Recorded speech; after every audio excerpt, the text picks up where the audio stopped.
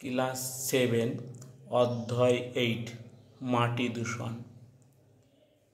প্রথম প্রশ্ন, মাটি দূষণের কারণগুলি লেখো। মাটির বিভিন্নভাবে দূষিত হয়ে পড়ে। তাহলে মাটি বিভিন্নভাবে দূষিত হয়ে পড়ে, তার কারণগুলি নিচে আলোচনা করা হলো যথা। এ দেখো নিচে আলোচনা করছি। তা আগেই ভিডিওতে দিয়েছিলাম, ছকে দেখে দিয়েছিলাম, দেখলাম।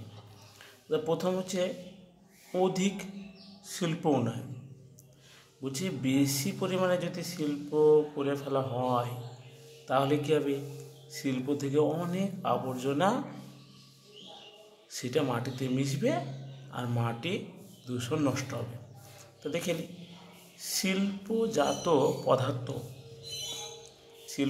বর্জ্য পদার্থ এবং শিল্প কারখানা থেকে নির্গত গ্যাসীয় ও কঠিন পদার্থ মাটিতে মিশে ফলে মাটি দূষণ ঘটায়। দেখে নিই একটা ছবি, দেখো এখানে অধিক শিল্প উন্নয়ন বললাম, ধরো এটা শিল্প, এখান থেকে ধরো ধুয়ো বেড়াচ্ছে, এই ধুয়োটা কী হচ্ছে, দূষিত ধুয়োটা মাটিতে মিশলো, দিয়ে দেখো এই মাটি কী হয়েছে, দূষিত হয়ে যাচ্ছে, কালো কালো হয়েছে বা দূষিত হয়ে গেলো। অথবা এই শিল্প থেকে কঠিন পদার্থ দেখো গাড়িতে করে নিয়ে গেলো, ওদের কোনো একটা জায়গাতে ফেললো, দেখেছে মাটিতে থাকছে, দেখিয়েছে মাটি তখন দূষিত হয়েছে। এটা কঠিন পদার্থের ফলে কী হচ্ছে, আবর্জনাতে কী হচ্ছে, মাটির দূষণ হয়েছে। তাহলে এগুলো হচ্ছে বেশি শিল্প কারখানা করার জন্য, অনেক কারখানা, ধরো একটা ছবি করেছি, আরও কারখানা তৈরি করলে কী হতো, এইগুলো থেকে বর্জ্যগুলো কী হচ্ছে, মাটিতে মিশছে আর মাটি দূষণ হয়ে যাচ্ছে। 2 নম্বর পয়েন্ট, গৃহস্থালী হচ্ছে কি, বাড়ি থেকে। তাহলে গৃহস্থালীর বিভিন্ন আবর্জনা মৃত্তিকা দূষণ ঘটায়।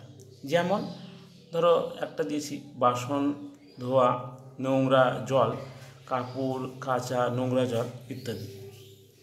এগুলো হচ্ছে বাড়ি থেকে দূষিত পদার্থ, তার ফলে মাটি দূষণ হয়েছে। তা দেখি এখানে একটা ছবি দেওয়া হয়েছে, ধরো এটা গৃহস্থলী বাড়ি।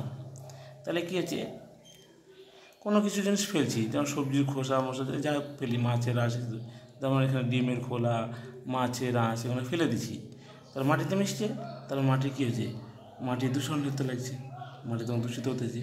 অথবা বাইরে থেকে নোংরা জল মাটিতে মিশছে, তারপরে কী হচ্ছে, মাটিতে মিশার পর কী হয়েছে, মাটি দূষণ হচ্ছে। তাহলে বাইরে থেকে নোংরা জল আসছে, তাহলে মাটিতে মিশে মাটির দূষণ হয়েছে। তাহলে এগুলো হলো গৃহস্থলী থেকে মাটি দূষণ হয়ে যাওয়া। তবে 3, প্লাস্টিক যথেষ্ট ব্যবহারে কী হচ্ছে, মাটি দূষণ হয়ে যাচ্ছে। পলিথিন ও প্লাস্টিক মাটিতে বিয়োজিত মানে মিশে যাচ্ছে না, বিয়োজিত হয় না। এগুলি থেকে বিষাক্ত রাসায়নিক যোগ মানে বিষাক্ত যোগ তৈরি হয়েছে, যেমন পলিমার মাটিতে মিশে মাটিকে দূষিত করে। তো দেখে নিই ছবি, প্লাস্টিক যথেষ্ট ব্যবহার, তেমন দেখো কোনো কারণে কোনো একটা ব্যক্তি ধরো কুরকুরেই খাচ্ছে, ধরো বিস্কুট খাচ্ছে, তাহলে কী হয়েছে, ওই প্লাস্টিকটা ফেলে দেওয়ার পর অনেক দিন ধরে মাটিতে মিশে গিয়ে ধরো চাপা পড়ে থেকে গেলো, কিন্তু মিশছে না, মানে প্লাস্টিকটা ভেঙে গিয়ে যে মিশে যাচ্ছে না, তাহলে কী হবে, মাটি দূষণ হয়ে যাবে। তাহলে কোনো কিছু খেয়ে যখন প্লাস্টিকটা কী করছি, মাটিতে মানে ফেলে দিলাম, তবে মাটিতে ফেলে দিলে কী হবে, মাটিতে ফেলে দেওয়ার পর মাটিতে ধরো কথা চাপা পড়ে গেলো, চাপা পড়ার পর কী হচ্ছে, সেটা মিশছে না, ভাঙছে না, অনেক দিন পর দেখবে তুলবা তাও থেকে গেছে প্লাস্টিকটা, তাহলে এর জন্য মাটি দূষিত হচ্ছে। এবার অগ্নুৎপাতের সময় অভ্যন্তরে মানে পৃথিবীর ভিতর থেকে নির্গত লাভা, ছাই প্রভৃতি উপরে এসে মৃত্তিকার সঙ্গে মিশছে, তারপরে মৃত্তিকা দূষণ হচ্ছে। তা দেখে নিই কী জিনিস এটা।